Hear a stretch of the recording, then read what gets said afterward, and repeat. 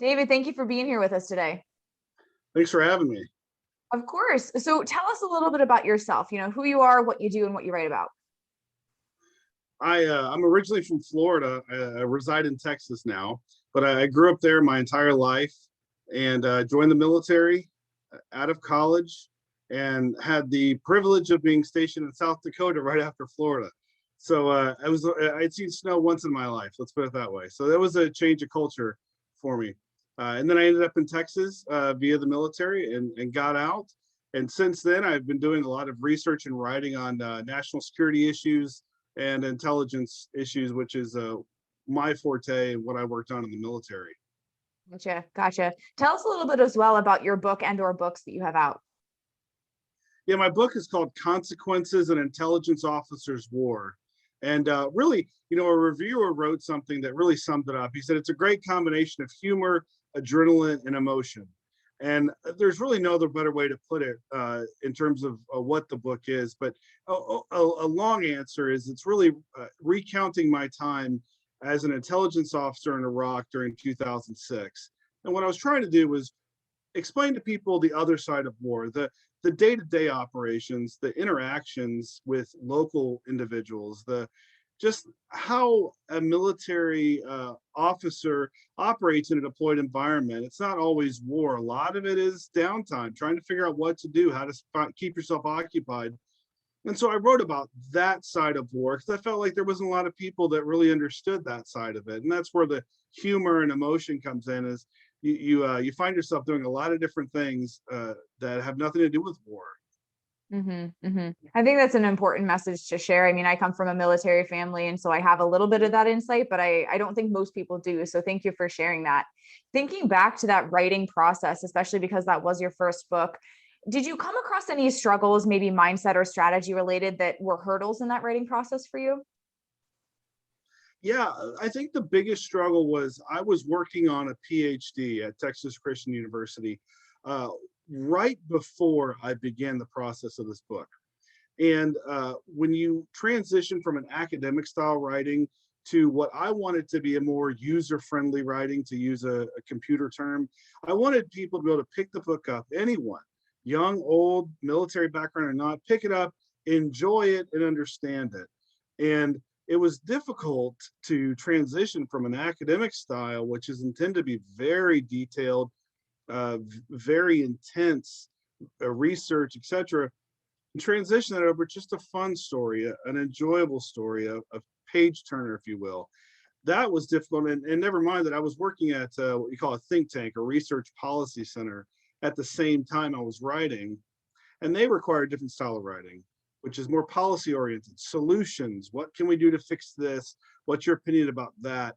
So between those three writings coming together at once, I really had to work hard at toning down certain language that was very academic and say, you know what, I don't need. My wife would actually look at it and say, I don't know what that means. And I said, okay, well, and she's a smart woman. And I said, okay, then I'm just being too wordy. So anyway, that was the struggle I had, was really balancing and finding my groove when it came to writing style. Did you ever find yourself kind of switching back and forth in the middle? Like you'd be a couple chapters into your book and then you reread it and you're like, oh, wow, that sounded way too policy based or too academic. I have to go back and work through that. Oh, that happened. It's so funny that you would say that. It happened so often where I would go back and read something and I could actually remember the report I was writing for the think tank at that very moment, because I was using words that I had used over there in the formula, or the structure changed in my book. So that happened so often, and I would read through it. I'd look at it and go, "Oh my goodness, I need to go back and change this." So that, yes, that happened often. Yeah. And you said you had your wife look it over and kind of give you a more layperson, in a sense, perspective. Did you work with anyone else, maybe an editor, to help you, turn that work into something that anyone could read? Yes, I had the privilege of working with Ethan Casey at Blue Ear Books. We actually met when I was at TCU. He wanted to do a book on TCU veterans, and we happened to meet at an event and introduced myself. And he kind of explained over a couple cups of coffee what he was trying to do, and said, "Would you be willing to write an example for me?" So I did. He said, "You're a really good writer, and you have a lot of stories. You're a good storyteller. Have you thought about writing a book? And I said, no, I'm not that interesting. And he goes, no, it's pretty interesting. And so I at that point, Ethan was said, let me be your editor. Let me help you work through this. So he's a professional editor. He's an author.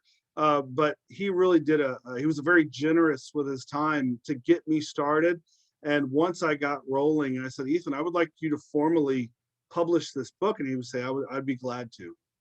Awesome. Awesome. That sounds great to have that relationship. I know a lot of authors, they kind of want to do this route and they kind of want to do that. And they don't have anyone on their team to support them through that writing process and give them an outside perspective. So I'm sure that was really helpful to have. Oh, very, very. Mm-hmm. So, okay, you wrote this book and then you're working to get it published. Were there any sort of mindset shifts that were really critical for you to go from kind of that point of saying, well, I've never thought about writing a book, to saying, yes, okay, let's do this. Let's put it out into the world. Yeah, there were several milestones, if you will. The first one was really pushing through that writing structure and feeling comfortable. Once I got into a groove and I understood the character of the book, if you will, that helped. That was one milestone where I could then write the rest of the book in that manner, in that tone. Really, a second milestone was having someone other than Ethan read it and look at it. A professional, a professor of creative writing, he looked at it and said, it needs some work. And I stepped back from it, read it, and I, again, after taking some time off, and I said, yeah, that does need some work. And there was a whole bunch of different issues, but that was the second milestone, to really take a break from it for 2 to 3 months, not even look at the manuscript, then get fresh eyes on it and realize how much work needed to go into it. And really, I'd say the third milestone was toward the end, when I was advised, Ethan had explained something. He said, you need to show, not tell. And I didn't really understand what that meant at the time, but writing nonfiction, you often find yourself telling what happened. And especially from a history program, a PhD program, you stick to the facts and what the research tells you. And that was a big moment for me to say, okay, I need to show this conversation rather than just tell it in a very green clinical way.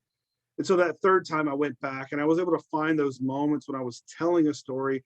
And instead, I actually put myself in the story and explained what I was doing. I created and tried to remember dialogue that I had. And that, I think, really made the book special. In fact, I remember Ethan reading it going, wow, I'm not sure what you've done with some of these chapters, but they look great now. They read great. So those were some of the moments I remember.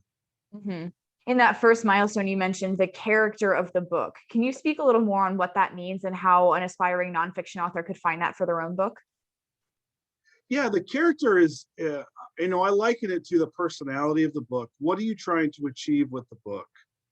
And you really need to ask yourself a lot of questions when you begin writing, or even amidst the writing. I think it was Einstein that said, if I was given a problem and told to solve it in an hour, I would spend the first 15 minutes asking questions, something like that. And Mm-hmm. that's what I encourage. Ask questions of yourself. What do I want to do with this book? What am I trying to achieve? Is it terror? Is it excitement? Is it drama? Ask yourself. And in that, what you're doing is you're really creating something that doesn't exist. You're really an inventor in some ways. But in order to do that, you need, for a book especially, you want to ask yourself questions. What am I trying to achieve with this? And when you begin answering those questions, your book takes on a character of its own, and you're really creating something that's brand new. And it helps you as you write, because there was many times where I said, I'm not intending this to be political. I'm not intending my experience to be policy oriented. Although I want to explain certain situations, I wanted it to be easy to read and enjoyable. So that right there, that answer told me you can put some stuff in there about how you felt about certain policies or politics at that time, but that's not the thrust of the book. That's not the intention. So I was able to craft a character around that. And I'm kind of a goofy guy, a lot of humor. So I thought, it's got to have some humor. It wouldn't be me if it wasn't. So Mhm. those are the questions that you need to ask yourself as a nonfiction writer, and you'll develop the character from there. Mhm. Do you think that part of that character development, meaning the book's character development, is understanding your audience? Because as you were saying earlier, you didn't want this to read like a policy research paper or an academic paper. So you knew who you were writing to, and did that kind of inform your book's character as well? Absolutely. That's a great key to the character development. Who do you want to read this? In fact, when we developed the book cover, the the artist who did it for me, she said she created what's called a mood board, which you're probably familiar with, and I had never heard of it. And she said, I need you to gather adjectives that describe your book, and then books that would be in your genre. And we're going to mix the two and find out what are other people put on the cover versus the description and the adjectives you gave me. And that really dove into the audience. Well, what do you want your audience to get out of this book? And when I began asking those questions of myself with the audience, like you said, that's where I really got to, yeah, I want this to be friendly, approachable, gritty, but I want anyone to read it. In fact, there was a period after we published, maybe a 24-hour period, where I heard back from a 12-year-old who read it, loved it. Our neighbor who, a big strapping guy who loved it and read it, military guy. And then I heard it from our babysitter of our children, who's older woman who, doesn't know anything about the military, said she loved it. And that right there told me, okay, I think I've achieved what I wanted to set out to achieve. Mhm.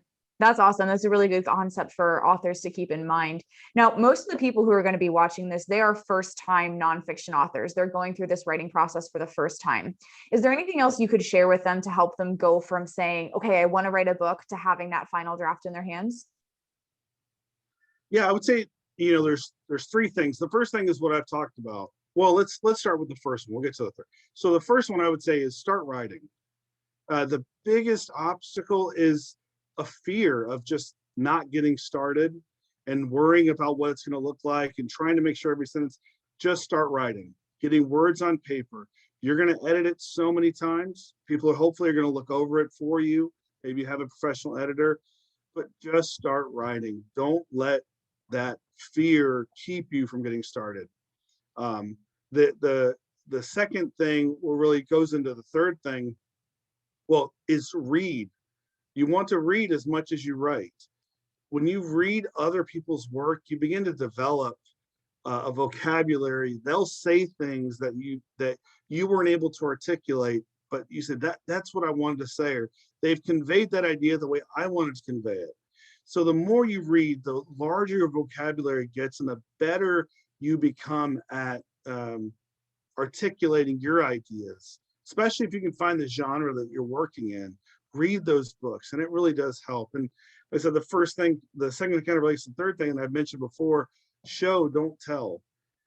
Do as best you can to show if you're writing about a true story, do your best to show what happened versus telling the audience what happened. Put characters in there, find the real characters, give them personalities, give them dialogue with others. And I know sometimes it can be difficult because you're not sure what was said, but there's a little creative genius you can use in that. And so I think between those three, if you can do that, you'll be successful and you'll have a great time doing it. Awesome. Awesome. David, this has been amazing. Thank you so much for sharing your expertise with us. Yeah, thank you for having me.